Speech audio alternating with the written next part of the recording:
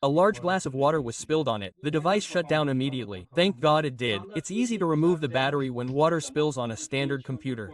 There are two buttons on it. You pull it back, it pops out. If a device like this shuts down immediately after contact with liquid, you're very lucky. First, you need to find a suitable screwdriver and open the cover. The screws on this are very delicate. You'll need to open the cover.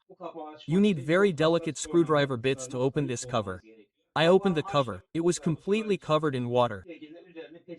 After drying it with a tissue, there's a battery connector on the motherboard. You need to disconnect it immediately. So, don't worry, once you've cleared the battery from your device, if water spilled on the motherboard, any hardware problems on the motherboard will have already been resolved. If the device has shut down to protect itself and stopped, the battery will stop charging, and nothing will happen to this device from that point on. Until then, you have to remove the motherboard and remove it somehow. Cleaning the top of the motherboard isn't enough. Water has also seeped into the bottom. The keyboard might not have worked because it was spilled on it. This is a matter of luck. We'll disassemble it. Now we'll remove the motherboard and clean it with alcohol.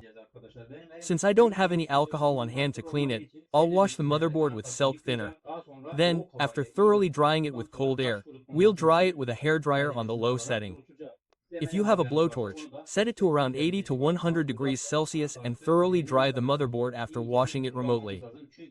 Because if we don't clean it in the future due to the moisture, collisions will start on the motherboard.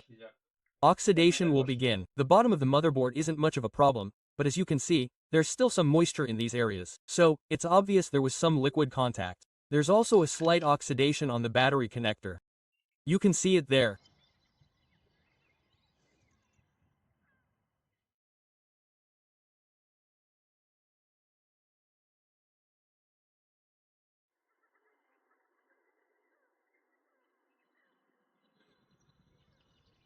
Finally, we'll install the battery.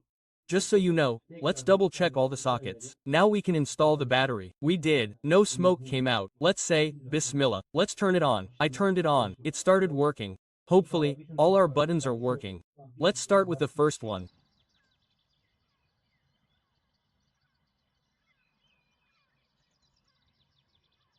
No problem. And with that, we have another video on our channel that I believe is helpful.